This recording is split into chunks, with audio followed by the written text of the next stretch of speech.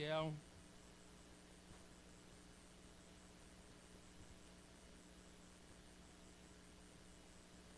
Ezequiel capítulo 18, versículo 4. Irmãos, acharam? Amém? Glória a Jesus. Diz assim a palavra do Senhor. Amém? Glória a Jesus. Vamos, amados. Ezequiel capítulo 18, versículo 4 diz assim. Presta atenção, olha só, irmãos, que palavra abençoada. Todas as almas são minhas. Como o é a alma do Pai, assim também a alma do Filho é minha. E a alma que pecar, esta morrerá. Deus querido, graças te dou, Senhor, pela tua palavra. Deus, eu te louvo pela vida da tua igreja presente. Deus, se com cada um de nós, em nome de Jesus. Amém. Pode sentar, amados. Irmãos queridos, eu quero falar à igreja sobre a mensagem do profeta do livro Ezequiel. Esta mensagem do profeta Ezequiel fala sobre uma responsabilidade sobre o pecado. A alma que pecar, esta morrerá. Não tem conversa fiada. Não tem meio termo. A alma que pecar, o que faz separação entre Deus e o homem é o pecado. A Bíblia diz que todos pecaram, destituídos, separados, afastados, estão da glória de Deus. Ezequiel era um profeta de Deus no 6º século, antes de Cristo. E ele entendeu bem o problema do pecado. A missão de Ezequiel foi ajudar o povo a entender a gravidade dos seus erros e as consequências das suas iniquidades. O que é uma iniquidade? A iniquidade ou um homem iníquo é aquele que peca sabendo que está pecando. O iníquo é aquele que peca sabendo que está fazendo algo de errado contra Deus. Não é aquele que peca inconsciente, mas aquele que peca por maldade. Este é um iníquo. E para este propósito, Deus escolheu alguém que já estava sofrendo no exílio babilônico por causa do pecado de Judá. E Deus deixou que Ezequiel sofresse ainda mais para compreender e poder comunicar melhor o problema do pecado. Irmãos, o pecado, ele é um problema. Ele é um problema tão grave que leva o homem à morte. A alma que pecar, esta morrerá. Cada pessoa, cada um de nós que aqui estamos, responderemos diante de Deus por nós mesmos. A nossa responsabilidade do pecado é uma responsabilidade individual.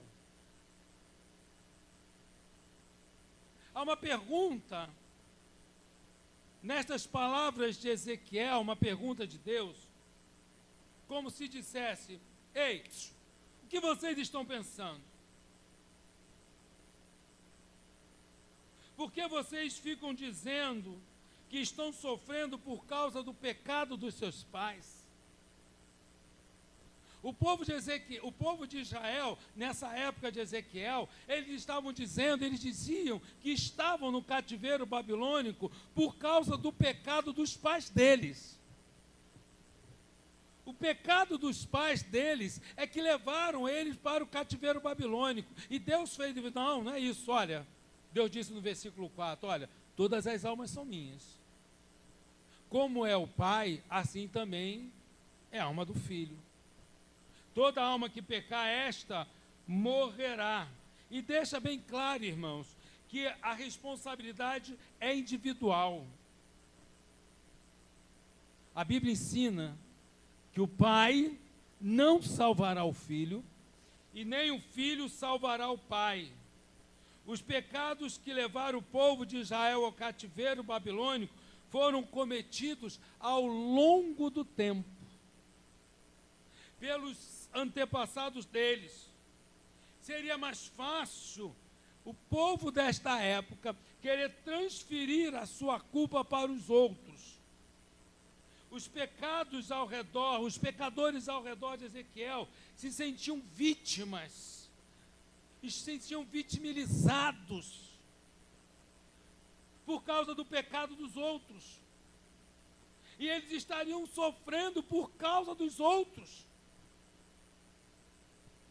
E eles queriam transferir o seu pecado para os seus pais. Irmãos queridos, é muito parecido com os nossos dias de hoje. Queremos transferir nossos pecados para outros. Foi exatamente o que aconteceu com Adão e Eva. Havia uma ordem de Deus. Pecar significa transgredir. Pecar significa desobedecer. Pecar significa avançar sinal. Pecar significa errar o alvo. Havia uma determinação de Deus em relação a Adão e Eva. E eles desobedeceram uma ordem explícita de Deus. E por causa deste pecado, por causa dessa desobediência, entrou o pecado no mundo. E com o pecado no mundo entrou a morte. E toda alma que pecar esta morrerá. Eu quero dizer para vocês que nos capítulos do livro de Ezequiel, é usado como ilustração pelo Senhor para esclarecimento para nós a respeito desse importante tema que é o pecado, que faz separação entre Deus e o homem, porque todos pecaram e separados, destituídos estão da glória de Deus. O pecado, ele representava vários casos, e Ezequiel representa vários casos para mostrar a responsabilidade individual. Eu quero dizer, irmãos, que ninguém herda pecado de ninguém. Eu amo muito a minha esposa, mas eu vou responder diante de Deus pelos meus pecados.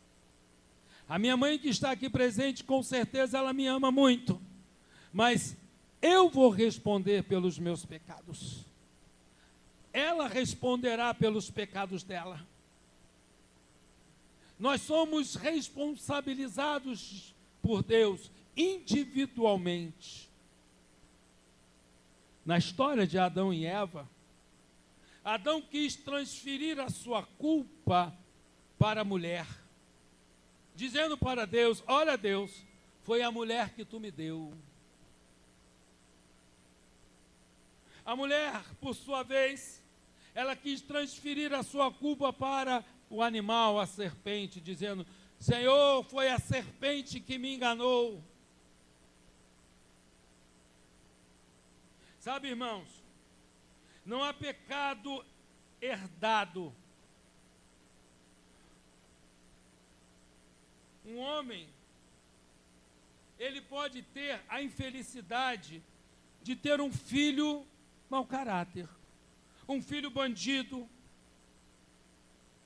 mas ele não é culpado desse seu filho ser assim. E o inverso também é verdadeiro. A alma que pecar, esta morrerá. A Bíblia, nos livros de Ezequiel, Deus continua nos mostrando alguns casos da possibilidade da própria pessoa decidir mudar a sua vida. Todos nós que estamos aqui, é nos dado direito, dado por Deus, para mudar o rumo da nossa vida. A Bíblia diz assim: eis que estou à porta e bato. Se você abrir a porta, se você permitir que Jesus entre, a Bíblia diz que Ele vai entrar. A Bíblia diz que Ele vai fazer morada. A Bíblia nos mostra que Ele vai limpar. A Bíblia diz que Ele vai faxinar. Ele vai faxinar a tua vida de tal maneira que a tua vida vai ficar arrumada, vai ficar limpa, a tua vida vai ficar cheirosa. Querido irmão e irmã, de tal maneira que a Bíblia diz que você vai passar a exalar o bom perfume de Cristo. A transformação e a limpeza que Deus faz é tão intensa, é tão profunda, que o cheiro que nós passamos a exalar é um bom perfume de Cristo. E este perfume que nós passamos a ter atrai todo mundo. Um crente, um salvo, quando ele passa, as pessoas entendem e o conhecem, porque ele exala um perfume, um aroma agradável e suave, que é considerado o bom perfume de Cristo. O pecador que se arrepende, quando ele se converte ao Senhor, quando ele deixa de viver uma vida de pecado, Deus perdoa e Ele faz com que ele passe a viver em novidade de vida. E a Bíblia diz que as coisas velhas se passam, há uma nova criatura, uma nova vida, um novo viver. Todas as maldades que cometeu, a Bíblia diz que é lançado no mar do esquecimento e nunca mais virá à memória de Deus. A Bíblia diz que o seu pecado, ele pode ser negro quanto o carmesim, ou ele pode ser tão vermelho quanto escarlata, ele se tornará alvo como a pura lã. Não importa o que fez, não importa como fez, o que é importante é que Jesus transforma a tua vida, é que Jesus muda a tua vida. Jesus faz você, fez de mim e faz de nós nova criatura, novas pessoas. Aqui neste lugar, temos pessoas, temos homens, temos mulheres que um dia aceitaram a Jesus como Salvador. E aí, queridos irmãos, Deus mudou a sua história. Deus mudou a sua vida. Era chamado de cachaceiro, hoje é chamado de irmão. Deus muda o nome. Deus muda o nome. E é este Deus que transforma que nós queremos te apresentar nesta noite. Este Deus que muda a nossa história, que nós queremos que você conheça. Mas que você não conheça simplesmente de história, mas que você conhece de convivência. Sabe, querido irmão, se um perverso, se um pecador se converter dos seus maus caminhos, a Bíblia diz que dos altos céus ele ouvirá a oração e vai sarar a sua terra. Deus vai sarar, Deus vai mudar.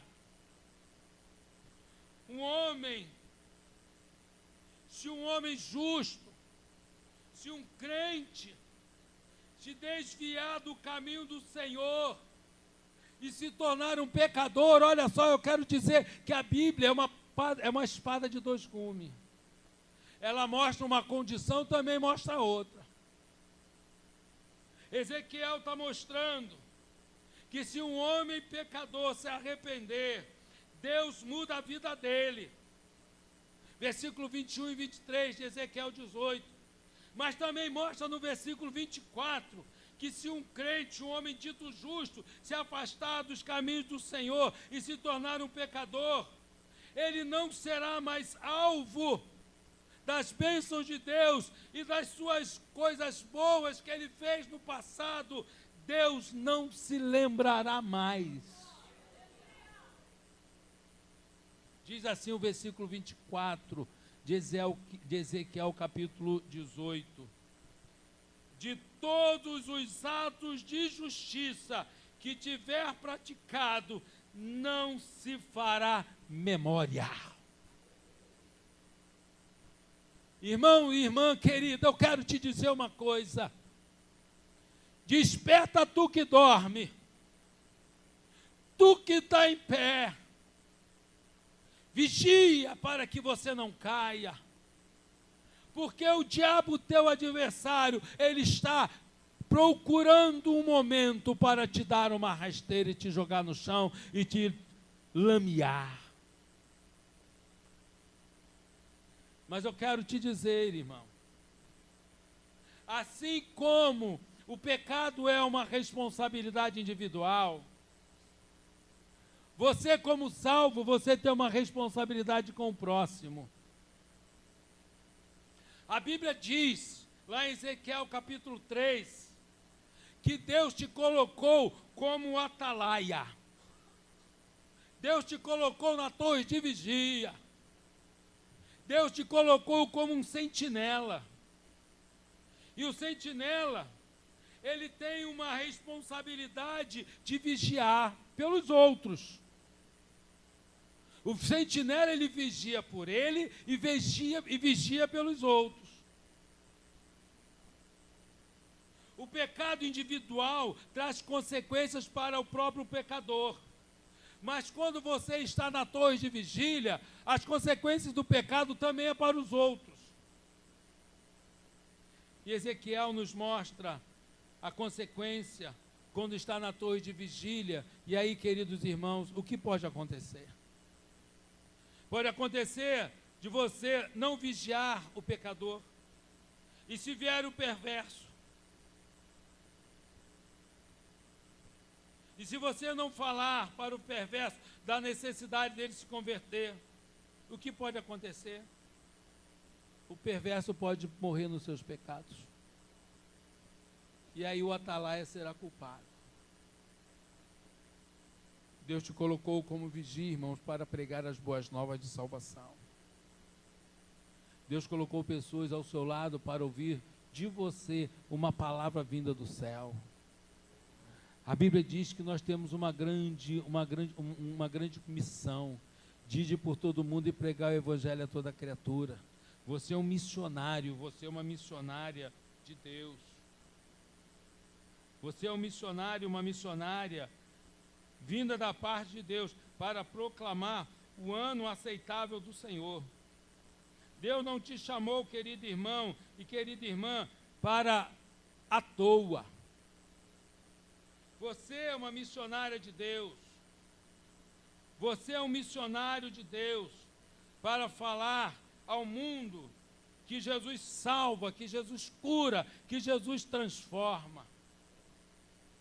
Eu quero terminar esta palavra convidando a você para você viver uma vida de vigilância.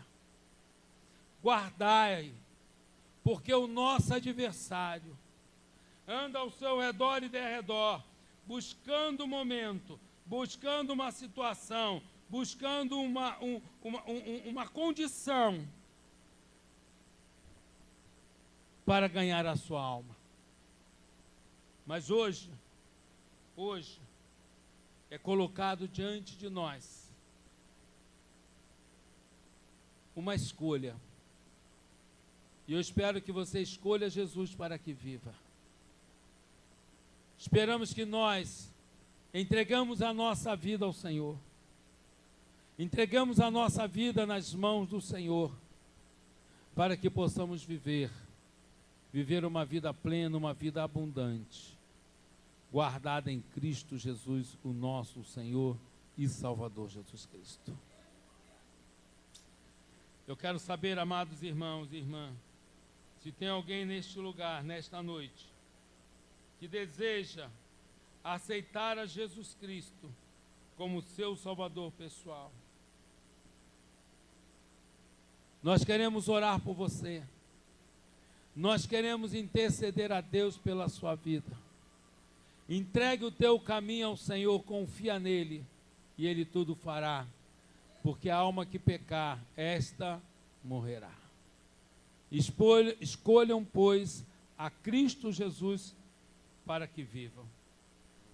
Tem alguém nesta noite para Jesus? Tem alguém nesta noite que deseja aceitar a Jesus Cristo como seu Salvador? Tem um hino da harpa que diz assim, 323. Levantai os vossos olhos para cima, ó remedos do Senhor Jesus. A figueira mostra que se aproxima, o verão o broto já produz. Levantai, levantai vossos olhos para o céu donde Jesus virá. Levantai, levantai, a redenção breve se fará. Muitos dizem que Jesus está tardando para vir buscar o povo seu, qual nos dias de Noé estão pecando, sem perder o bondoso Deus. Levantai, levantai vossos olhos para o céu donde Jesus virá. Levantai, levantai, a redenção breve se fará. Muitos como Faraó estão dizendo, quem é o Senhor para te ouvir? E também o coração endurecendo, mas as pragas estão por vir. Levantai, levantai vossos olhos para o céu donde Jesus virá. Levantai, levantai, a redenção breve se fará. Será arrebatado eu pro céu quem dera, pois a igreja Cristo levará.